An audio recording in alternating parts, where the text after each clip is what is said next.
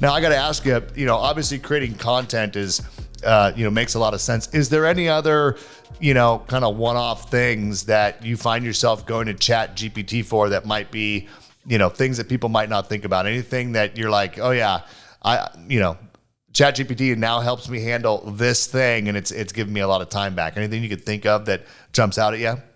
Well, the thing that just keeps coming to mind is like in the content space, because for a lot of lenders and, or mortgage professionals, they know that content is king and you got to be doing it. But then it becomes daunting of what am I going to come up with? How do I take time out to structure it? And if you take it even a step further, for those that are really doing it on all fronts or trying to like maximize it, when you think about YouTube as an example, and this is the example, this is where I was going with it. YouTube is a platform where you can go longer, and it's becoming increasingly more popular. And I think it is the platform for anyone in real estate, whether you're mortgage or real estate brokerage. Like, it's the platform of choice now. There's so much business to be gained from having a presence on YouTube.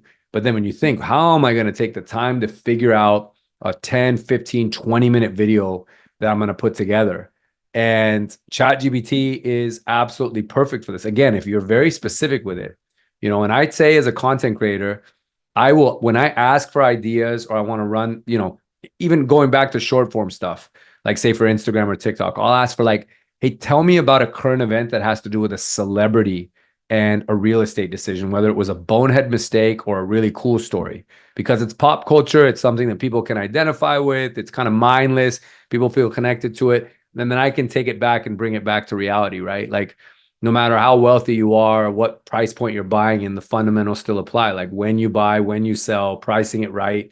I talked about like Nicolas Cage losing a bunch of money on a house, or how Jennifer Lopez seems to just get luckier with age. Like, she makes more money on every divorce house that she sells. Like, she sells them higher. She's one of the few, and she's looking better and better as she passes the age of 50. Like, she's doing something right and the rest of us are doing wrong. So I'll joke about stuff like that, but I'll get some of those ideas. And then I had a huge crush on Jennifer Lopez in college, so that's why that example came to mind. But then I'll also use, example like for YouTube, I will come up with I will ask ChatGPT for an actual structure. I'm putting together a YouTube video. It needs to be 15 minutes. I'll be really specific. Again, 15 minutes long. The audience are, 20 and 30 something tech and white collar professionals that are in the Bay Area market. So I'm saying who it's for again. And I need a whole structure. I need an outline of what I would talk about. And I want it to be about, is San Francisco making a comeback? That's my title. Help me put together a YouTube video on this topic. I'll get the entire format and an outline of what it wants me to do. Then what I'll do, I'll just go even further on. I'll say, okay, now can you help me extract 10 pieces from this outline that I could use for Instagram? That would be 30 seconds long, really short, sweet, and to the point. And again, for the same style audience, it'll spit those back to me. So just in literally being specific and intentional, I've come up with a long form YouTube video with an outline that I don't have to think about anything now. I just got to follow it, fill in the blanks, or just use it as a guide as I have this free flowing conversation. And it also gave me 10 short bits that I can do that'll tie right back and create some relevance to this piece.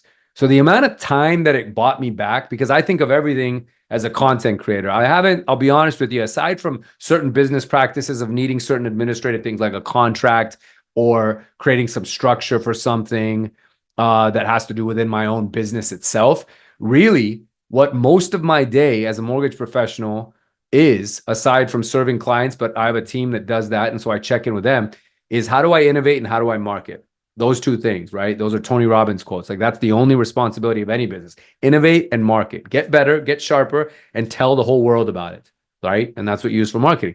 So I'm always thinking of stuff. So this is where I spend the most time. So anything that I can do that's going to help me get more time, leverage, squeeze more juice out of that orange, so to speak, and in the example I just gave you there, is what I'm all about. So that's just an example. That's a simple example, but something that I think everyone listening to this, regardless of what stage you're at or how you view AI at this point, is something that you could apply and actually put into action right now.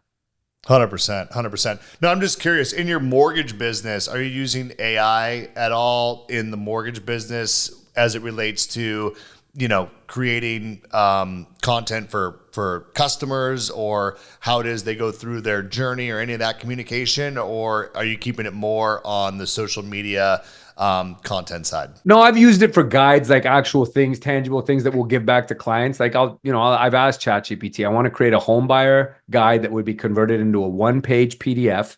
And I'd like for it to be like the three steps to preparing yourself before you embark on home ownership, like getting your credit in order, setting a budget, reviewing finances, whatever it is. Like it's come up with that stuff. And then I've been able to take it and then create a graphic or an image out of it. So it's like home buyer guides, sales tools, other things that you want to give. You could do this for referral partners as well.